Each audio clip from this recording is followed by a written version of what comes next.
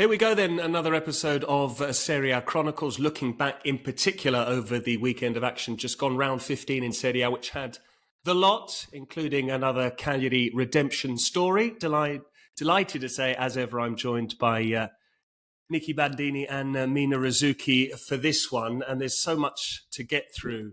Guys, let's begin with a quick message, I would say, just a reminder to all of our listeners to give us a 5-star rating and a review on Apple Podcasts, Spotify, or wherever you're listening. It does help us to be found. And for our Chronicles Tifosi patrons, make sure you join in the Patreon app as well. I'm delighted to say we've not only got both of you ladies, but we've also got a canine friend in the background from the sounds of things. Ross is already joining in. Sorry, we've got, I have upstairs neighbours where I live and we share a front door. So sometimes when they go to the front door, he has to treat that as if it's his front door and have something to say. But I think he'll settle down. Well, we like to have plenty of contribution towards the Serie A chat. Clearly he's got a lot to say about what we've just witnessed. Mina, how are you getting on? Another flu, another day, but I'm soldiering on. Got to enjoy a lot of the games from bed. Really, honestly, that's how it's going. Fair enough. And we will start with your beloved Juventus and another win in a big game and against the reigning champions as well, Napoli.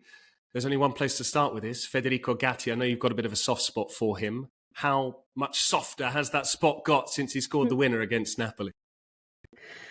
I think it's weird because it's like the fact that they have to rely on centre backs to score the goals is where I get a little bit worried about all of this. I mean, there has been like a huge thing in Serie A where it's defenders getting goals like Quarta or Di Marco. But I think that with Federico Gatti, you've spent all this money on what is considered, one of the best strikers in the world, and Dusan Vlahovic, and up front you have Federico Chiesa, who's supposed to be the shining light of the Italian national team, and then we have to look back at a guy who came from Serie B and thought, is Gatti good enough to be a centre back for Juventus? Is he of the caliber of Juventus? And at the moment, he's the guy who's scoring the goals that's keeping them there.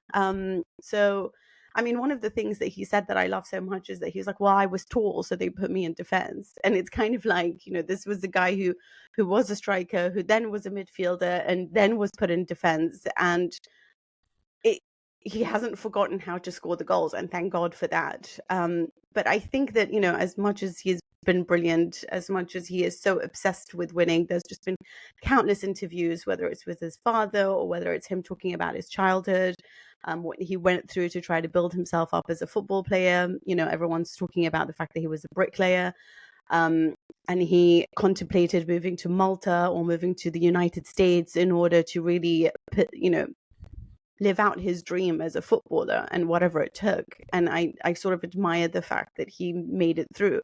It reminds me a little bit of Giaccherini, who would like sleep at the back of his car as he would go around trying to find somebody who would give him an opportunity. And obviously went from Cesena to Juventus as well. Then there's Torricelli. So there's lots of similar stories, let's say. But I think the thing that worries me the most is why none of the strikers are getting any goals at Juventus. But a win is a win, and that's all I'm going to try to focus on. Yeah, it's a very particular sort of moment that's happened for Gatti, and it's a lovely story. And I think this whole sort of bricklayer, I think it's just such a nice hook for us as journalists, isn't it? When you get a bricklayer, it sounds good. You can say, oh, he was a bricklayer. That's one of those jobs that is very easy for people to connect to, and sort of it's such a tangible job. It's not working in an office doing the finances. It's a job that uses your hands and that everyone can recognize the hard work that goes into that. But I was actually reading something that was written by James Horncastle today, who writes The Athletic, and I liked his reference to the fact that this is perhaps a sort of symbolically feels like a return to a more operaio Juventus, a more workman-like Juventus, which is actually something that, even though, Mina, I know you've talked about in recent episodes of the podcast, the fact that in absolute terms the quality is not there with this side. You compare it to recent Juventus sides and you think, where is the quality?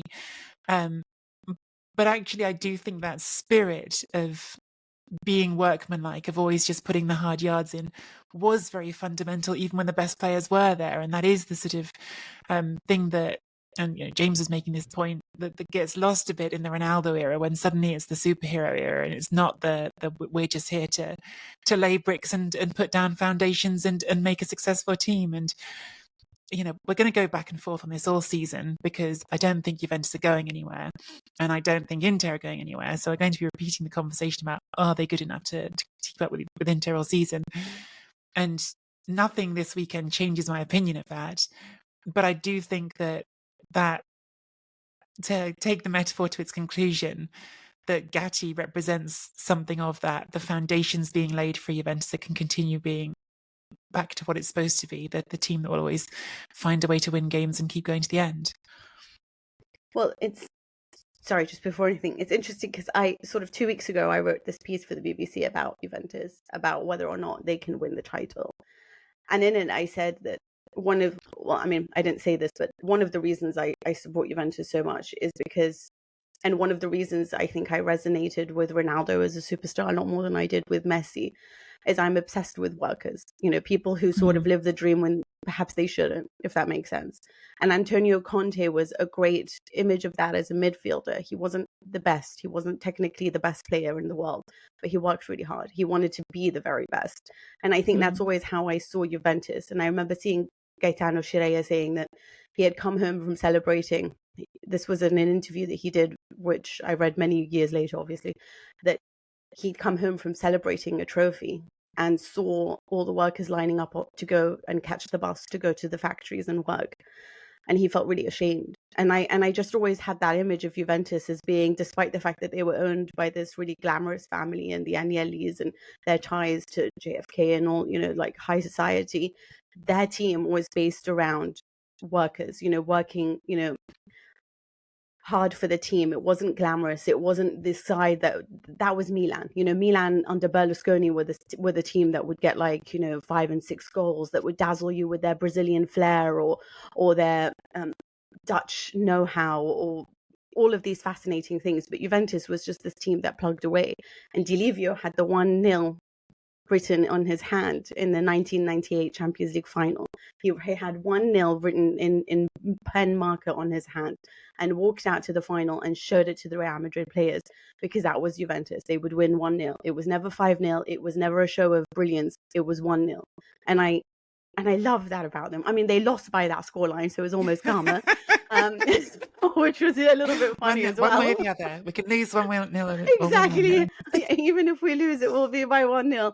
But it just, I don't know, it just made me like this team a lot more, because it sort of just seemed a bit like, if you just work hard and just pedal through, even if we have Del Piero and all the greatest players in the world, we will win 1-0, and that's where we are, and that's what we'll be. And what I love about that is Allegri is he follows that on. And I think that's what people sometimes forget. Oh, it's so boring. Why aren't we playing this fantastic Guardiola football? And I'm like, that's always been the history of Juve. Maybe it's never been this dull, and I agree with that. But as long as it's a goal. How much do aesthetics play into football in the modern game? Have we seen a change in fans' expectations? The whole Juventus ethos, the motto has always been winning is the only thing that matters.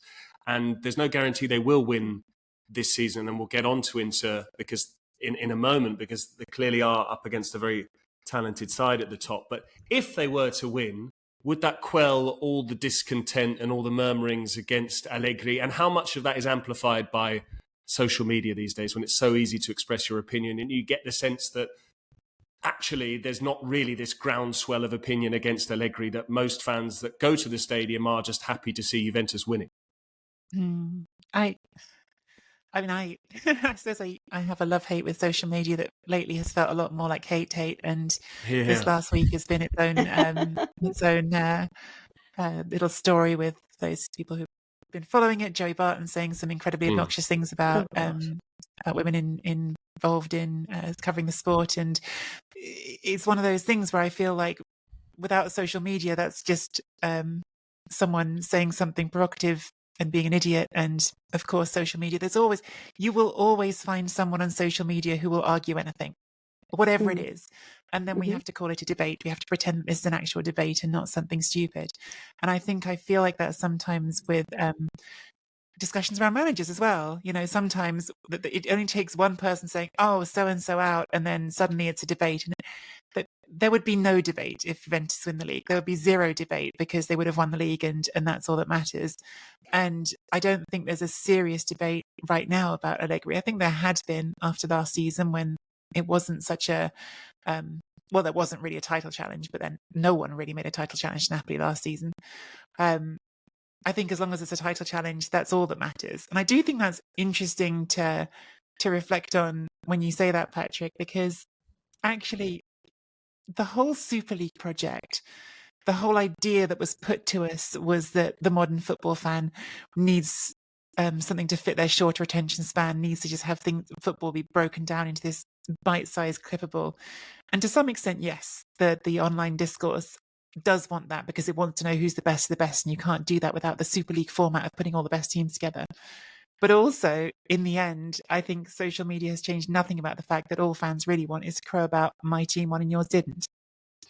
Out of curiosity, isn't it just... I know it's not fun to watch, right? I mean, aesthetics seems to play such a big part, Patrick, because I honestly don't know if De Zerbi would have the career that he has. Oh, that was harsh. That's so harsh. My God, you're De Zerbi bee in your bonnet. Yeah. I always exaggerate it because I enjoy your reaction more than I actually care about it. I'm just gonna bring on some people from Brighton next time. I'm just gonna bring them on to talk back to you. No, he does play fantastic football. But to be honest with you, that's what it is. It's fantastic football is more important sometimes than getting the wins, And I understand that, especially if I think that matters potentially right now for like Roma fans as well, who have been used to having some of the very best coaches and playing the best style of football under Zeman, under Spalletti, and having to see a very different style now under Mourinho, and yet the stadium is packed, everyone's there because they're winning, right? So I think that aesthetics now matters almost too much. Social media certainly amplifies it, but isn't it more fun? I mean, I would have this debate endlessly on BBC because Guillaume Balaguer is obsessed with good football and good performances, and that's why he's always been obsessed with Barcelona. I am partial to Real Madrid under Ancelotti because I love a team that performs as badly as they did in the Champions League and then win it that year that they won it, the one where it's like, we don't need to be fantastic, we just need 5 minutes and we can overcome any result. I love, when I think of Juventus, when I think of what made me really happy was, there was a run to the Champions League final twice, but the game that always stays in my head are the 2 games played against Tottenham Hotspur, where they were just abysmal to watch for 60 minutes of it, and then all of a sudden, the last 10 minutes, they bring on a couple of players, and it's Higuain and Dybala just find the goals, they win the match, and then Chiellini does this whole interview afterwards where like, this is Tottenham. And it's the history of Tottenham. It's the history of Tottenham. But it's also the history of Juventus. We don't need to perform brilliantly. We just need to find the goals that win the match. And it gives me this weird rush. I don't know how to explain it. Maybe because I'm somebody who leaves my deadlines until the last hour and then I just flash out an article, and I just... All the trade secrets are coming out now. Yeah, it's a bit like... Isn't that also fun? Isn't it also fun to watch Madrid like not necessarily play Manchester City football but win, and watch Manchester City just play and play for 7 years in a row, get trashed by, I don't know, Monaco and Liverpool and Tottenham and not win when it's aesthetically pleasing? What would you prefer? And I think that that's where it's a great debate, because there are some people who will prefer it and should probably, maybe, I don't know. And then there's the people like me who would rather win it all and just laugh. I think it all comes down essentially to, sorry, Nicky, I think it comes down to how subjective, it's a very subjective question, isn't it? I think ultimately, if you pursue victory via an aesthetic brand of play and then you're able to achieve both, which Napoli had last season, albeit it was the first time in 33 years, and we can segue now onto the champions, I think, with that, then that is fine. But I think it's very hard to marry the two. And I think Juventus have just been the kings of pragmatism throughout their history. It's a case of, yes, we are the workers' team. Yes, we are we are representing these factory assembly lines, the Fiat factory, and we are just going to become very mechanical. We're going to become a winning machine. And I think that Allegri understands that. He buys into that culture. And I think he actually relishes not only winning ugly, but also winning ugly against a team that, quite honestly, their fan base is quite self-righteous. And with the greatest of respect to Napoli fans, they can be insufferable when they just bang on about, but we win the right way, or they're not playing nice football, etc. And I think that if you're a Juventus fan waking up on Saturday morning having seen your team beat Napoli 1-0 on the Friday night, even with Napoli having some clear-cut chances, then surely it is just doubly satisfying. Are we seeing the limitations of Napoli there, that the fact that they don't have a plan B? And to be very provocative, Nicky, were they right to sack Rudi Garcia? Are they any better off with Walter Mazzarri than they were with Garcia? I find that question really sort of difficult to answer, because it's just the games he's had to walk into since taking charge are such an unreasonably difficult set of games, right? You go from Real Madrid away to playing Inter to playing Juventus. And I talk about this all the time, that when we talk about football games as journalists, we all retrofit our narratives around the final scoreline, and this game could have ended differently. It just could have. If Kvaratskhelia keeps his shot down when Osimhen puts him wide through on goal at 0-0, then it's not going to finish 1-0 to Juventus. Maybe Juventus still win, but it's not going to finish 1-0. If Szczesny doesn't pull out that one brilliant save he made from, it was Di Lorenzo, wasn't it? It was. Then it's not going to finish 1-0. And so if Vlahovic scores his opportunity. Right. Poor old Vlahovic. Yeah. But all these stories in football get determined by goals, and goals are such a rare commodity that sometimes it can still feel sort of ridiculous how much analysis we put onto it. And I think if I was looking at this game in isolation, I would think overanalyzing it is ridiculous from Napoli's point of view, because it's one game. I think that I've seen enough of the team now to think, I'm not convinced that Mazzarri is going to be this instant salve to the post-Rudi Garcia era that perhaps people hoped he would be. I think that despite having way more of the ball, like 2/3 of the ball, they were oddly passive at times in this game, and it felt like that's the thing that... was that true under Garcia? Under Garcia, it was different. Under Garcia, they felt one note to me. They were just constantly looking for those long balls over the top, which didn't feel very Napoli. And I think they're more varied now. But I don't know if they've got that. I don't know if it's aggression or if it's just self-confidence at this point that they had under Spalletti, where we talk all the time about how the team would flow and occupy the pitch. But it's also just that aggression of going for that ball in the last yard, which I think is sometimes a matter of backing yourself. And I think this team is not backing itself at the moment, which perhaps is also why it doesn't take its chances. Can I say, is this not just... It's a very hot take, and I'm interested to know in your opinions, but Napoli have always been a brilliant side. They were brilliant under Maurizio Sarri, and they were even brilliant under Walter Mazzarri in that first, when they had Cavani and Lavezzi. And then you had obviously Sarri. I think they were brilliant in a lot of the games in which they had Benitez. And I think that they were obviously magnificent under Spalletti. Now, we spoke about this, and it seemed like we didn't want to talk about it too much because it seemed like we were taking away from their glorious win last season. But there wasn't that much of a competition being put up by the likes of Inter, for example, who had a horrible start to the season, and Juventus especially as well. And then there was a lot of talk of, did they really have anyone challenging them at the time? And then it started to fall apart towards the end of the season. They lost to Milan in the Champions League, and then they started to suffer towards the end. They had injuries. Obviously, Osimhen wasn't there. Kvara stopped scoring after April.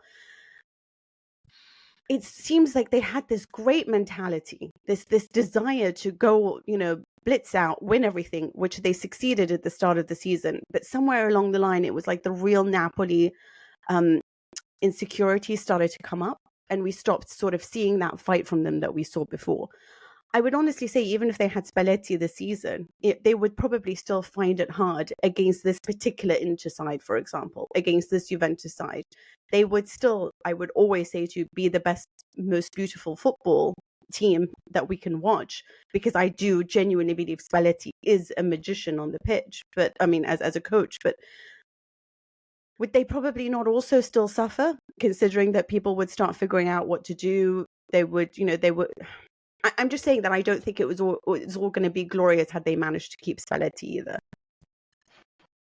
I mean, I think there's another sort of, I don't know, boring but important point to make, which is last season's Napoli team, as spellbinding as they were going forward, they've conceded 28 goals the whole season. They've already conceded 18 this season. It's less than halfway there, and they're getting towards, you can imagine by halfway the season being over 20 already.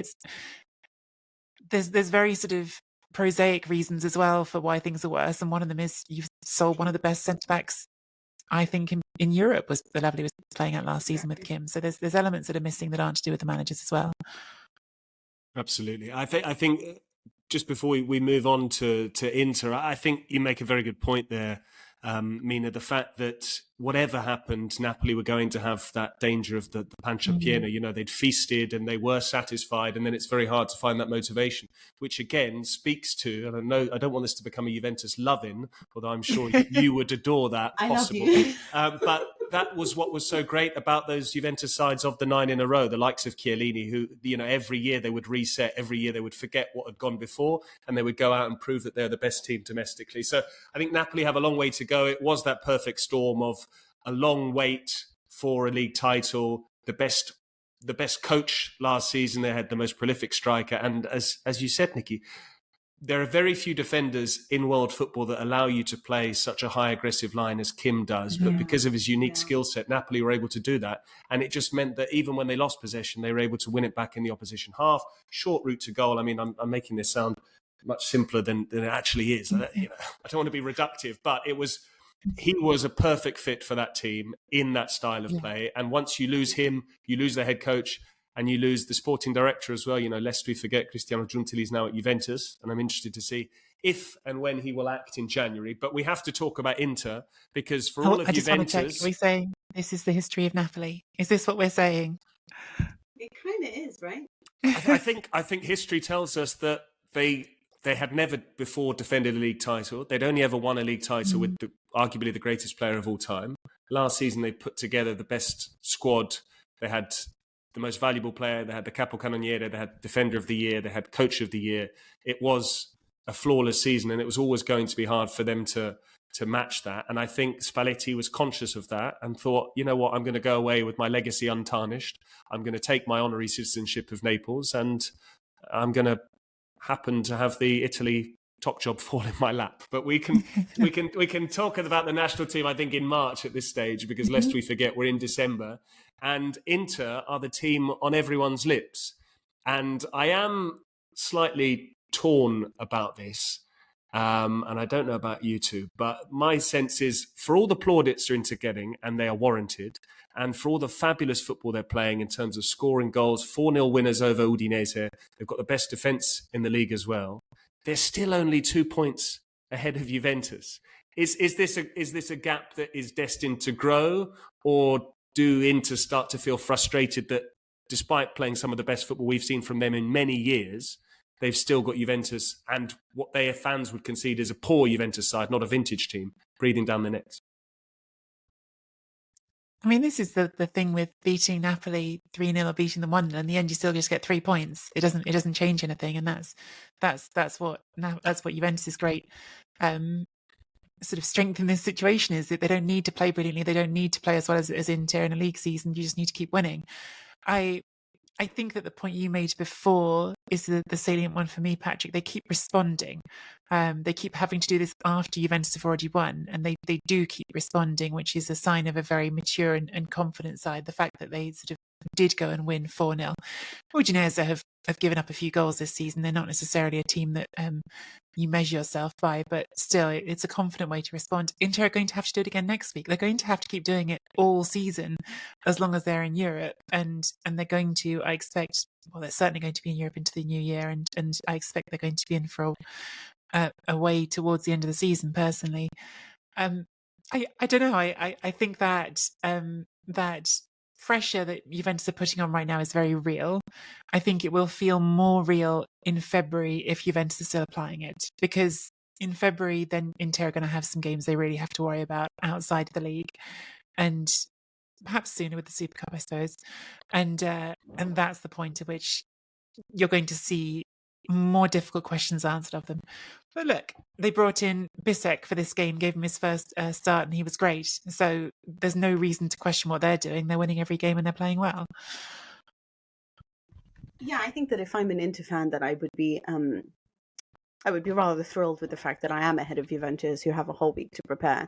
That I'm also probably, I mean, if I win tonight, I qualify in first position in the Champions League, which is, I mean, Juventus are really giving everything that they can to be only 2 points behind Juventus. They're getting centre backs. All they need is Providel to score, and then to join the team and score, and then they'd be fine. But if I'm into right now, I feel like I have a genuine chance at reaching another Champions League final. And not, in all honesty, I would probably put all my energy on that. But what's interesting is that they're putting all their energy in Serie A and they're rotating in the Champions League, and that's where I find it amazing.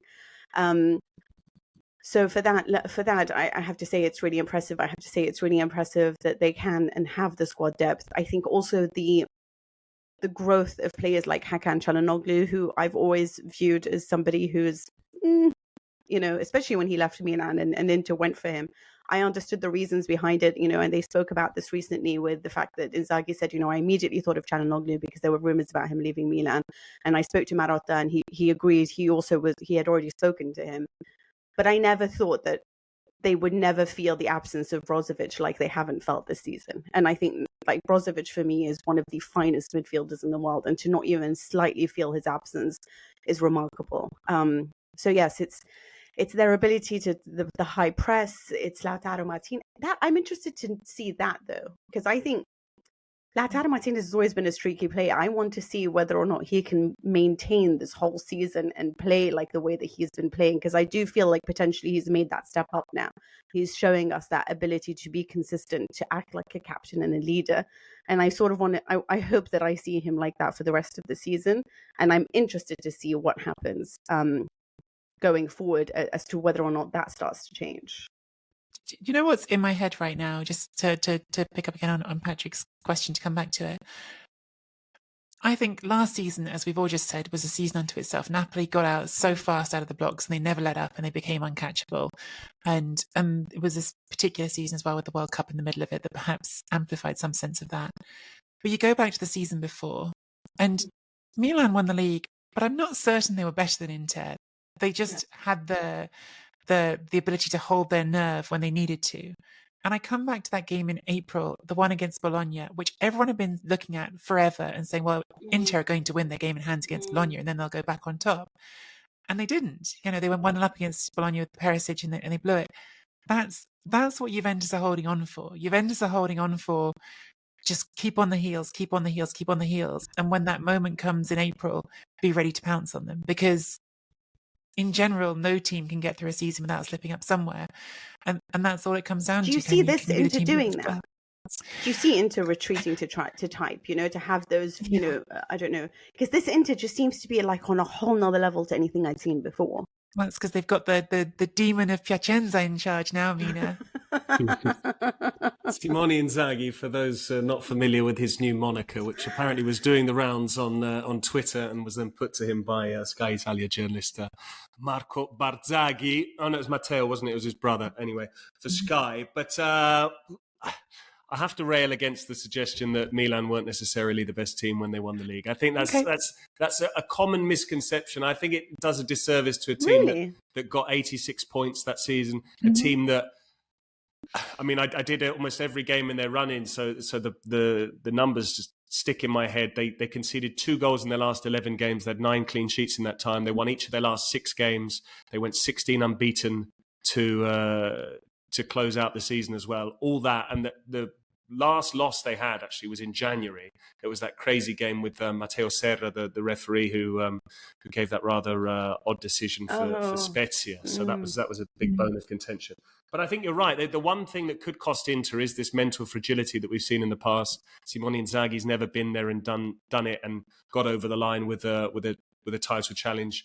2 failures from 2 as Inter boss. They had that season with Lazio 2019-20 until the pandemic struck, when Lazio were playing 1 game a week and they looked like they were going to win the league. And then suddenly we saw that they couldn't couldn't handle it. So I think if Juventus are able to do what Juventus did very well for 9 years in a row, which is beat all the teams they're supposed to beat and then don't lose the 6-pointers, they don't necessarily even need to beat Inter at San Siro. If they're within striking distance, Inter's fixture list becomes congested because of a European run. And then you never know. And fate, like that game at Bologna, which was pushed back because of, that was a bizarre situation, the Dall'Ada. It was Inter that travelled to that game that day. And the Bologna players were urged to stay at home by the local health authority for Emilia-Romagna. So the game was actually played 100 days later. Anyway, I'm conscious of the time. So I think we should... I want to ask one question quickly to both of you about Inter, because it's been on my mind the last bit. They've got 10 clean sheets this season. And I'm trying to answer myself, am I buying Jan Sommer as an elite goalkeeper all of a sudden? Am I suddenly thinking that he's part of this? Or is it just that the defence is that good? And I'm curious for your thoughts on Jan Sommer, because that one's really been in my head this week. I'm a fan. I have to say I'm a fan. I'm a big fan of his hairline as well. I'm slightly envious of his hairline. But I think he provides a lot of stability.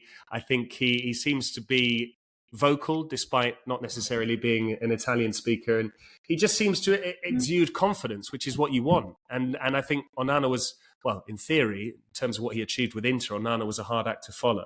It depends whether you judge him on what he's shown this season or what he showed last season. But I just think that you need someone back there, and a slightly sloppy performance against Sassuolo notwithstanding, he seems to be making the saves that are required of him. That save from Elmas in the Napoli game, there was a save from Osimhen as well in the same game. So I think it's another smart bit of recruitment from Inter. It's obviously not a long-term choice because I think he's 34 if memory serves. So, yeah.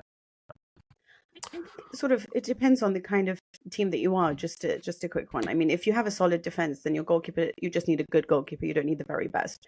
If you're a team that sometimes takes a lot of risks, like an Atalanta, then yes, I think the topic of the goalkeeper always comes up, because it is a team like or a Fiorentina that do take a lot of risks and leave themselves exposed at the back. Which is why when there was that endless debate of Buffon and Casillas, Buffon always had one of the world's greatest defenses ahead of him, whereas Casillas had a Real Madrid side where defenders were out there trying to score goals as well. So I always felt a little bit sorry for Casillas, but I do feel that Inter make their goalkeepers very good with this current back line, and their style of play helps a lot with that. So I do think that he's benefiting from that in the way that Onana did too. And I guess, maybe taking him out of that equation, would Sommer still be the superhero that he looks like now? I honestly don't know. It was the weekend of 6-pointers. We didn't only have Juventus against Napoli. Before we move on to Roma Fiorentina, which I know, Nicky, you had some thoughts on, and very much enjoyed your voice note on that game as well. But we have to talk about Milan losing in Bergamo 4 years on, essentially to the day from when they lost 5-0 to Atalanta. There were 5 goals this time, albeit it needed a dramatic late winner, and what a winner, from neutral's favourite, Luis Muriel. Is there a player that is more adored by neutral fans than Luis Muriel in Serie A? I was trying to think of one. Or maybe you're not a fan. I sense your hesitation. I felt like I've spoken a lot. I was going to see if Mina wanted to come straight in, but no, I don't know if I'd want him starting for my team, because I'm not sure I ever feel totally confident what you're going to get from Luis Muriel. But I absolutely, I think I literally burst out laughing when he scored that goal. My reaction to it was just, he's just got the audacity. He's just got the audacity, and it's wonderful to watch players who have that about them, who have the absolute boldness to try something like that.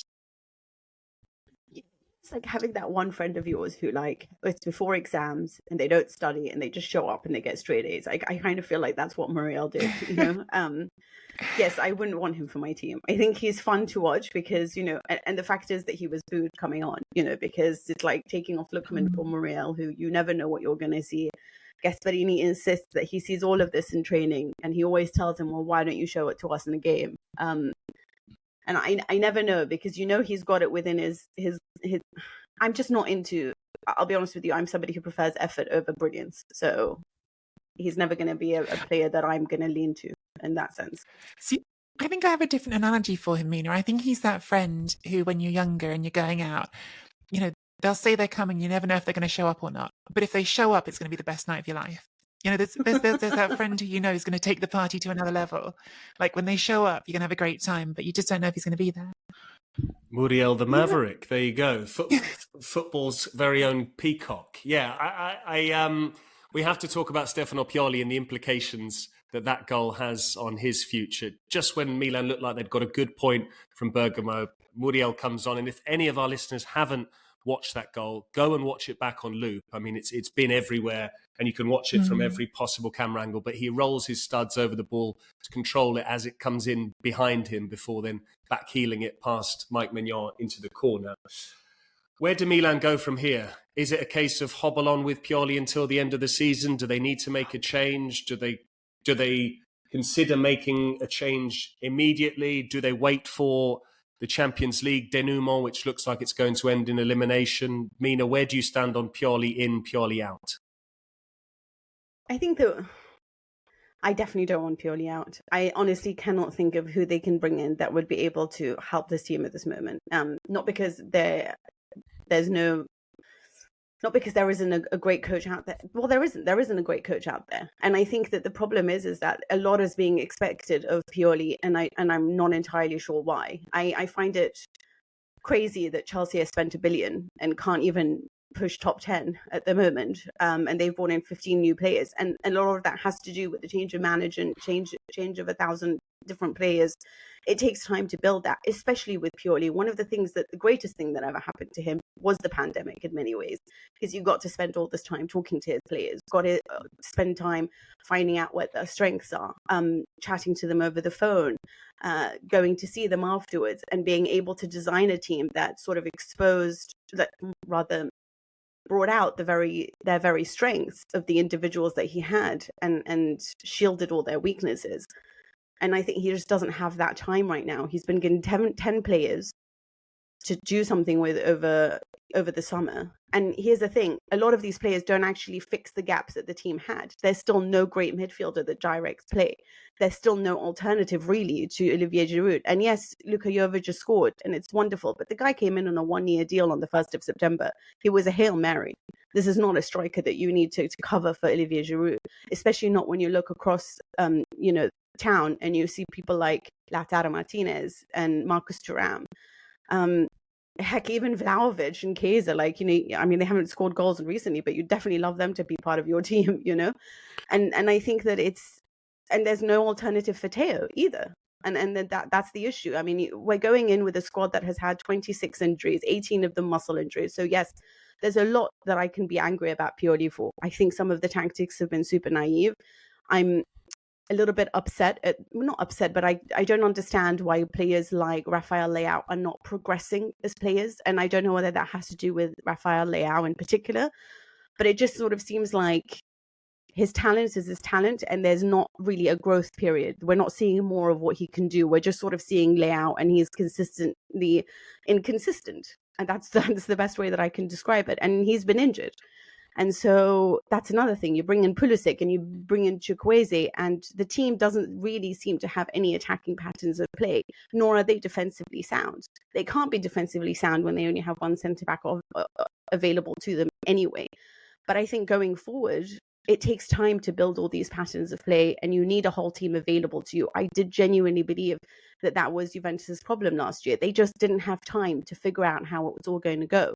And the reason why they made top four had a lot to do with the fact that they could rely on an individual talent like Angel Di Maria to sort of plaster over that, to give you the time to, you score the goals while we've tried to figure it out as a team how we can build. Should Milan fans therefore be hoping to go out of Europe when they play this week then? Is that the best thing as a long-term fix for them to have one game a week and not drop into the Europa League, which even that looks unlikely as well? I mean, the Europa League is not something that I don't think any fan base in Italy from a top team genuinely wants. I don't want that for Juventus, and I'm fairly certain that a lot of my Milan friends don't want that either. Yes, I think that you'll always want to be in the Champions League because if they don't progress, it's 130 million lost, which is huge when you compare the amount of gate receipts to what UEFA will pay to the World Cup club competition. then it's a lot of money lost, and it's huge for the management. But I do think that in general, this is a side that's too thin, that the transfer market hasn't addressed all the problems, that's without Maldini and Tonali, real Milanistas who understand what it takes. I do think Pioli's isolated, no matter what he tries to say in his interviews about the fact that he's got support. I'm not entirely sure he has that at the moment. And I do think he's also made mistakes, and he should answer for them, starting with some of the tactics, starting with the lack of growth of his players. But I also think pinning it all on him and just replacing him will not resolve any problems. That 130 million figure, that's got to be taken in several rounds. That's not just getting through to the knockout stage. There's no way you're making that off one round, is there? No. That's further down the line. Market pool, and it depends on other rivals' performance as well. And exactly, yeah. Again, there's a gap between immediate reactions. I've already spoken about this game on my voice note, so I don't need to sort of rehash everything from that. But there's a gap between immediate reactions and bigger picture reactions. I thought Milan were a mess against Atalanta, and when Pioli was trying to suggest afterwards that, if they hadn't scored that late goal, it would have all been fine, it wouldn't. And I have a lot of sympathy for him. As Mina just said, 5 out of 6 centre-backs out. It's a lot. Caldara, Pellegrino, Chiar, Kalulu, Giao. Not many teams can deal with that. At the same time, when you've got Giampiero Gasperini, the Atalanta manager, saying afterwards, I wasn't sure if they were playing a midfield 3 or a 4. Well, it's because none of us knew. It's because Teo Hernandez was beyond the midfield half the time. It's because Alessandro Florenzi, who was supposed to be the left back, was sometimes all the way over on the right. I couldn't make head or tail of this team. And I think that's the bit which does fall to Pioli. Whether or not that means you fire him right now, I just keep saying the same thing. I don't think you're going to find someone right now who takes that job who's going to change the outcome significantly. They're still third in the table. They're still looking for something more. I think Pioli, when he talked about before and after this game, he said, look, our objective is top 4, but we want to do something more. Well, Europe is your something more, unless you're planning to try and win the Coppa Italia. Those are really your 2 outlets for something more. So the thought that the European journey comes to an end this week is certainly a heavy blow. But what are you going to do? Replace them on Monday and get a different result against Newcastle on Wednesday? Sorry, it wouldn't even matter, because actually the result that's going to affect whether your result is meaningful is the one happening between Dortmund and PSG. Absolutely. Let's just recap that whilst we open the European parenthesis slightly. Milan not only need to win at St James's Park against Newcastle, but they also need, as you said, Dortmund to win against Paris Saint-Germain for them to go through as runners-up. The Europa League possibility comes about if Milan beat Newcastle and PSG don't lose to Dortmund. So those are the 2 permutations.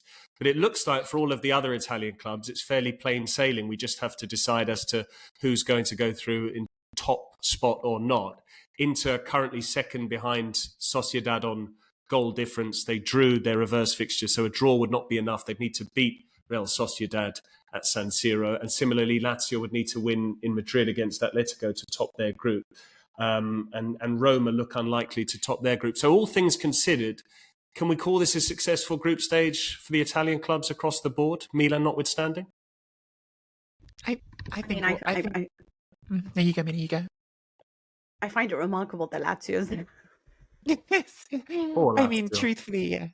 I don't feel that Lazio have played at a level that gives me a huge amount of confidence that they're going to go much further in the competition. They've got a very favourable draw, didn't they? Yeah, with Feyenoord, Celtic, and Atletico. I mean, the fact that they even managed a 1-1 draw against Atletico in the Olimpico was amazing for me, because I find Atletico to be a very good team this season. And I don't know how Immobile turns into this great striker in the Champions League, and yet he can't really seem to find his footing when it comes to Serie A.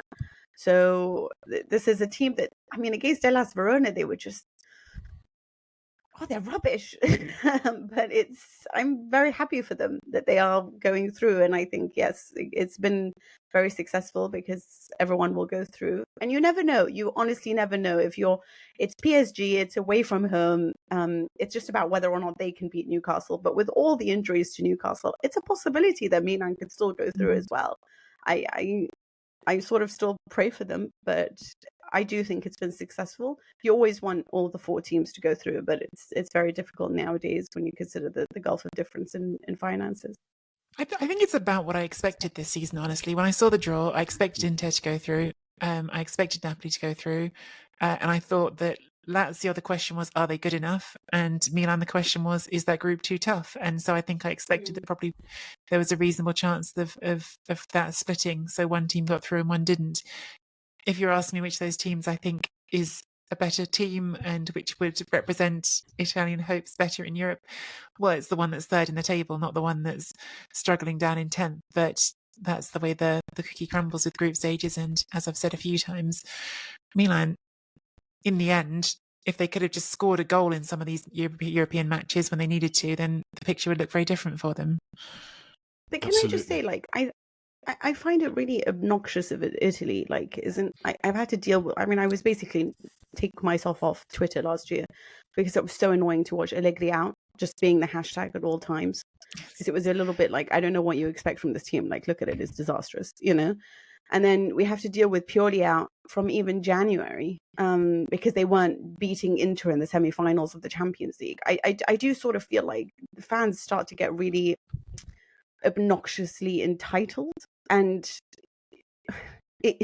I don't know what can be expected genuinely. Like, I'm not entirely sure. I understand that they reached the semi-finals, but did they think that they were going to win? They're the fourth highest wage bill. They had 10 new players come in. They've lost people like Ibra and Tonali. I don't know why the expectations are so high. And I think that's my issue with it. I mean, you know, Bournemouth and Newcastle, Newcastle, I always think of Bournemouth when I think of their coach, Eddie Howe. But Newcastle have also had a really tough time. And yet it's not constantly, oh my God, you know, should we sack this guy, even when he has managed to overachieve? I still believe Pioli overachieved in winning the Scudetto. He was coming up against a much bigger team in financially and in experience. And I think it was remarkable that he got there. And I think it's remarkable that they reached the semi-finals. And rather than applauding that, rather than saying that they're ahead of schedule, all we ever discuss is whether or not the coach deserves to be there. Like, who do these clubs think they are, that they all deserve to be up there winning everything? And that's what I think is so annoying at this point, because Italian football has just become this thing where everyone criticizes. And then when they win against PSG, everyone's like, wow, that was brilliant. Look at Milan. And it's just this whole like drama having to deal with it. It's fun to do when you're 25. It started to get really annoying to read and watch when you're older at this point, because you're just like, calm down. Not everyone can win all the time. And yeah. As devil's advocate, I would say that Milan are 19 times champions of Italy and 7 times European champions, compared with Newcastle. But again, the current balance of power suggests that Milan might not even necessarily get a result at St James's Park. But we shall see. On that point as well, Patrick, just very quickly, because everyone's going to talk about how many teams got through. As you said, very likely at least 3 Italian teams going through. There's a solid chance that only 2 Premier League teams are going through. And that's the richest league in Europe by a very long way. So the idea that it should be expected that all 4 get through every year is perhaps overambitious. And I think that Manchester United's potential failure would be a much more significant failure than Milan's, given the makeup of the respective groups. So I completely agree with you on that score. Just to clarify, Napoli should go through, provided they don't lose by more than 1 goal at home to Braga. I mean, that would be a massive shock if they were to lose to Braga at the Maradona. But then again, all of their defeats seem to be coming at the Maradona this season. We need to talk about arguably an even better goal than Luis Muriel's, an overhead kick from Mr. 90-plus minute himself. He's described himself as the Van Basten of added time, Leonardo Pavoletti. I mean, where to start with this? I mean, the fact that Cagliari even back in Serie A in the first place owes to the fact that Pavoletti scored in added time against Bari back in the playoffs back in June. And now, for the second time, I think, this season, plus there was one in the Cup, I think, we already had Cagliari coming back from 3-0 down to beat Frosinone 4-3. And then last evening, they came back from 1-0 down against Sassuolo. Lapadula, 94th minute, and Pavoletti in the 99th minute. I mean, it's just, how does this happen? How does it keep happening? It's not just a one-off. Mina, you were saying before we started, you think he should be with Italy for the knockout competition, so that he's ready to bring up the bench. Yes, that's exactly what I Nicky, was you saying. like your NFL, don't you? It's like the special. Is it like the special teams in NFL? Is there Yeah, a it could comparison be. to be It's just drawn there? special Sort of sauce. thrown on as a secret weapon, just knock it long towards Pavoletti. Nicky, would you bring him on? In all seriousness, would you have him on your team? I mean, I wouldn't. I'm just interested. Yeah. The NFL is an interesting comparison because I think in the NFL much more than in soccer, in football, we talk about clutch players and players who sort of just have that ability to deliver on the bigger stages. And the narrative around Pavoletti is absurd. 5 of his last 6 goals coming in the 94th minute or later. It's bonkers. It's things that shouldn't be possible, but just happen. And I suppose it's back to the story of Tottenham, the story of Napoli. This is the story of Pavoletti. He just shows up and scores these goals. And sometimes I start to believe a little bit in the magic of those things, and slightly I think I believe in them because actually when they've done studies into clutch in US sports, at least, what it tends to come down to is those people who, first of all, it's much less present than people think it is when they get into the numbers. But what they've found is that the players who we think of as clutch are the ones who actually just maintain their performance at the same level when the stakes are highest, rather than raising their levels. And I think that there is something in when you've done something enough times, you stop being scared of it. You stop overthinking it. You're just, well, I'm here again. I'm doing it again. And perhaps Pavoletti has got that magic in his veins now, where he's done it enough times that it just, that's what I normally do.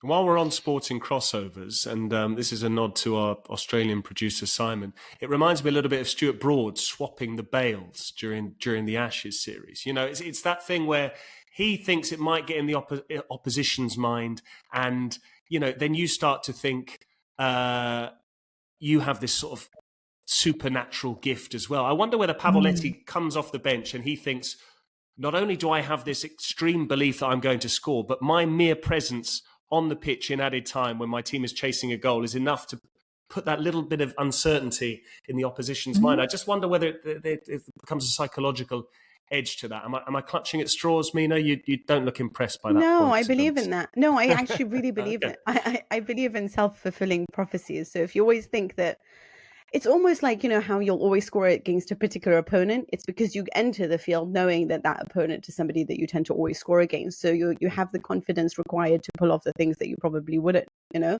I wish this type of belief had belonged to Morata when he was at Juventus or really Kvaratskhelia recently. But one of the reasons why I won't have Pavoletti on my team is largely because of what he said. I mean, I do love him a lot, and for his humility more than anything. But when Gasparini on DAZN were saying to him, you're extraordinary, like, this is amazing stuff. And he said, this is luck. So it's not like he even believes in himself. And then he goes, I have backwards feet. Yeah, that was great. Absolutely. It is just, it's this way of speaking so naturally, so reminding you that he's just a mere mortal, I guess, amongst all these superheroes that we see in football. I love him for it, but it's also, if you're saying that, I'm not so sure I want you to be on my team going forward. From the most self-deprecating striker in Serie A, Leonardo Pavoletti, to the most self-deprecating head coach, Jose Mourinho, again in the headlines this weekend. I think again it's all illusion and distraction, and I do wonder whether that note to the ball boy that then got relayed to Rui Patricio, I do wonder whether that is just a way of making the headlines about how quirky Mourinho is, as opposed to the fact that Roma had 2 sendings off against Fiorentina. Am I being too cynical, or is there something in that, Nick? No, I think that's exactly what it is. It's all theatre. I said it in my voice note. It's all theatre with Jose. It's all he's ever doing is bringing your attention where he thinks he can bring it to and where he wants to bring it to. And sometimes that's part of why he's a very effective manager. Sometimes that theatre is beneficial to his team and helps them stay focused. And one of the things I mentioned in my voice note is actually I don't know if everyone would realise that these were Roma's first sendings off for the season on the pitch, because people are always getting sent off from that dugout, right? Coaches are always getting sent Forti, off. yeah, he's more well known for being sent off than anything else. Salvatore Forti, and he often replaces Mourinho when he gets suspended as well. But yeah, I mean the number of dismissals is ridiculous. Yeah, it's beyond the pale. But typically the team doesn't lose its head; the players don't. And this is what was the really sort of meaningful part of this game, is that, to me, Roma completely lost their heads in terms of the challenges. Zalewski and Lukaku both completely avoidable red cards. And yet, as I said in the voice note, despite that, despite being on 9 men, Roma managed to see out the result relatively comfortable in the end to get the draw. Obviously, they conceded right after the first red card, and it became a draw instead of a win. But the comparison I made then is still the one that I hold to a bit. The difference between this Roma and Milan's performance this weekend, which is taken from Florenzi, Milan player, and he said after the game that they lost. When you can't get a win, you need to know how to get a draw. And I think Roma did, to their credit, understand how to get a draw when they couldn't get a win. So I took a little bit of issue with that, Nicky, not because I disagree entirely with your point. It's that you were saying, at the end of the day, Fiorentina couldn't find the winner. Is that not? I mean, Milan were facing Atalanta, and who are a team that can score goals, who have an array of great strikers. And then Roma are facing Fiorentina, who have 75 chances at goal and can't score one. If Pavoletti would just join Fiorentina, then we might actually see a lot more fun going forward. But Fiorentina is this strange team that creates an abundance of opportunities and just can't pierce through any defense that is blocked. I mean, they need open, wide spaces for them to really have opportunities for them to score goals. And Bonaventura, after starting the season so beautifully, is up and down. And I guess my question is that had they been facing any other team, would they have managed to hold on to the draw? I guess that was my initial, when I heard you say that on the voice note, I was like, is that Roma's brilliance or is that Fiorentina's ridiculousness? A bit of both, I would suggest. On the basis that coaches will always tell you that actually coming up against 10 men, so I suppose 9 men would be an extension of that, but it's not as automatic as you think, being able to break down a team, because they completely renounce any attacking ambition. Let's be honest, Roma don't have a great deal of that to begin with. But, when you then lose 2 players, you're even less likely to go forward. So, but I think you've touched upon it. It's a real weakness in Fiorentina's game, and it's stopping them from taking the next step. We saw it against Juventus. They conceded after 10 minutes to Miretti, and Juventus just let them have the ball on the edge of their own box, and they just kept tossing in crosses, and Bremer and Gatti and Rugani would just head it clear, and there was absolutely no danger whatsoever for Juventus. I wanted to get to some of our listeners' questions. We've got one here from Misak Ulikian, who says, can we now say that Juve's next gen is a proper project and not another method of fast cash generation by the club? Soleil is one major example of some of the gems Juventus have in their ranks. Also, should other teams, especially teams that are renowned for their youth systems like Roma, Empoli and Fiorentina, focus on investing in making a B team to develop and recruit higher potential talents? Mina, we'll get your thoughts on that as the resident Juventina. What have you made of the success of the U23 side, the Juventus Next Gen side, and can it be replicated? I know Atalanta have done something similar this season. It's one of the legacies that Agnelli left behind. It's a brilliant project that's really, we're starting to see the fruits of the labour. I think Next Gen has produced so many different players that Juventus only, I would say now, because of their current stage, because of the problems that they've suffered, will they tap in and go for these players? But I don't think Juventus, certainly not the one that had Ronaldo and trying to buy final products to win everything, would have probably looked in and grabbed any of these players before. I think there's a genuine feeling that there's just too many financial constraints. They can't really operate the way that they would usually do on the transfer market. And so this is a great time to make use of the fact that they do have this project. They do have the ability to tap in and grab these youngsters. We went from always criticizing Allegri to not using youth to now him giving everyone a chance because he has to, simply said. I think it's something that requires a lot of money. And honestly, it depends on how you do it, because obviously you've got La Masia, for example, in Barcelona, that's produced a lot of talent that went to the first team.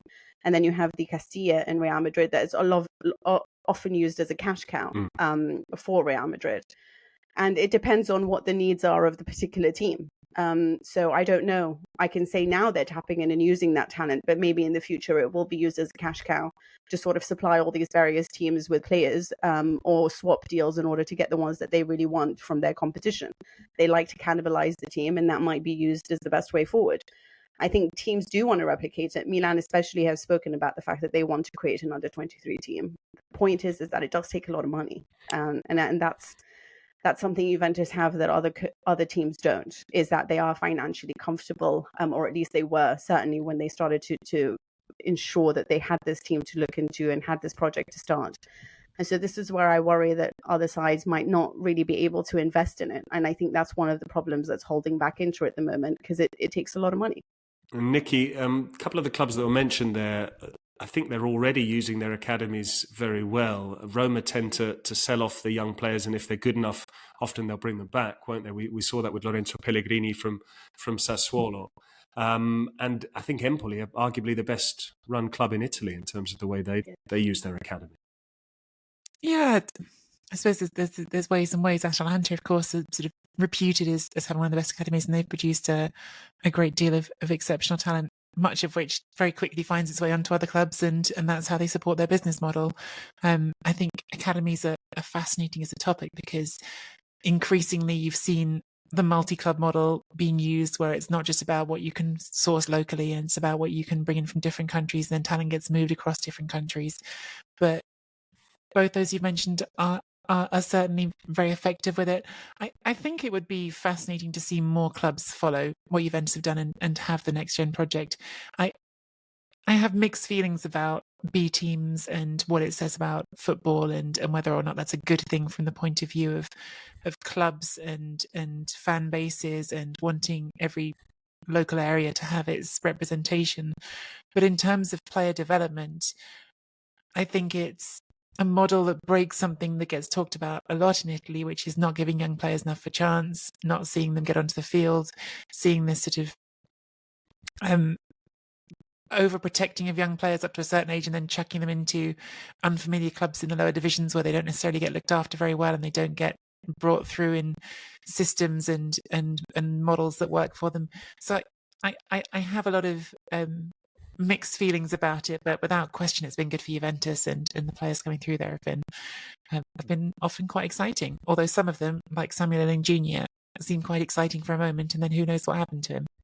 Same with Tommaso Barbieri as well, who we saw last season, didn't we? And I don't think we've seen since. Well, there were plenty last season with Juventus. And one last question here. We've got one from Gerald Power. Ciao to all at Serie A Chronicles. I have a question about the fabric of the game in Italy. A handful of Serie A clubs are in favour of building new stadiums.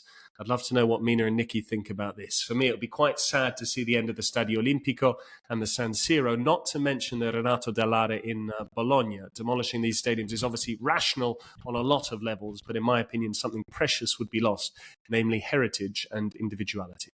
Moreover, I cannot think of any modern stadium that beats the San Siro on aesthetic grounds. Keep up the good work. I think it's said it all there, really, Gerald. Where do we stand on personally? I'm sick of on a personal level. I'm sick of debating the merits of San Siro, keeping it, demolishing it, building something on the same site. I'd like to see it maintained regardless. But does Milanese football have to be played at San Siro? Is the future of those clubs elsewhere? Does it come down to pure economics? Where does romanticism play a role in all of this in the Italian game? I think some of these questions are to a certain degree unanswerable. I was sad when Arsenal left Highbury, but clearly it's been good for them as a club going forward in terms of their financial strength and ability to compete. I will be sadder still about San Siro being left, because it's my favourite place in the world to watch football, but I completely understand the business proposition of it, and I think that the clubs may well find greater economic potential from leaving. So how do you answer that question? My selfish desires as a fan, or what the club needs? Those are tricky to juxtapose. From the point of view of the Renato dell'Ara, which Gerald mentioned, my father's from not far away from Bologna. I mean, he's from the countryside, but that part of the country is what we're talking about. It's one of my first favourite football stadiums, and my only hope for it would be that they have to, if they're going to redevelop it, keep the tower, find a way of keeping the tower, and I'll feel a lot more okay with it, because I think that's one of those things which you can maybe find a way to incorporate and maintain some of that history without having to keep yourself trapped somewhere. And I suppose actually, again, even Arsenal's a model for that, which is maybe you don't keep it in the sense of keeping it in the stadium. They developed it into an area of housing that still keeps certain listed buildings preserved, and they'll always be there. A nice compromise. I have an issue with this in the sense that, well, firstly, I don't know how much we need to discuss this, in the simple sake that I don't think anyone's ever going to build the stadium again in Italy. It's horrendous bureaucracy in a country that lives on nostalgia, and it's almost like, we have to continue remembering that the Roman Empire was really great, and I don't know if you saw the meme, or how many men really think about the Roman Empire, and it's a bit like, okay, so Serie A was brilliant. We've watched a lot of brilliant matches, but people are progressing forward, and we're still holding on to our memories. And I think this is where it gets tiring. And I'm somebody who is very nostalgic. I only ever watch sort of old matches and feel like everything now is just ridiculous to watch. I hate it. It's nowhere near. I'm one of these people that thinks, you can never replicate the talent of a Maradona or a Platini, but obviously it is replicated. But for me, I have nostalgia bias. So yeah.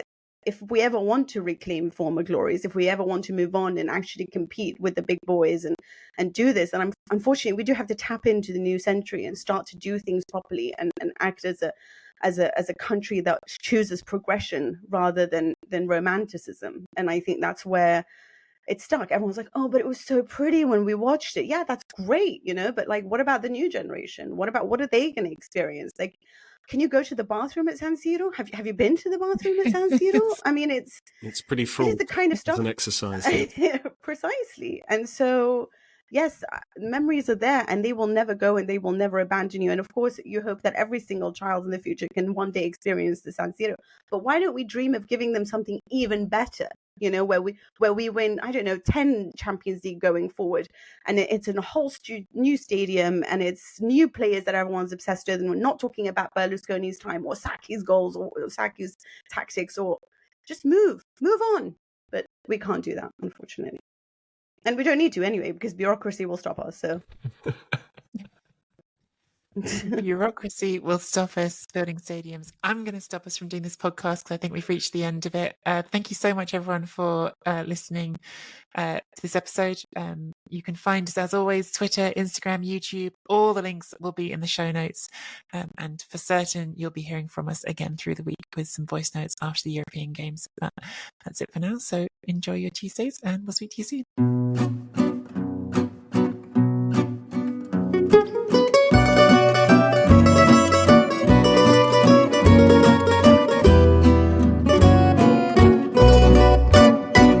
Chronicles is a Chronicles production.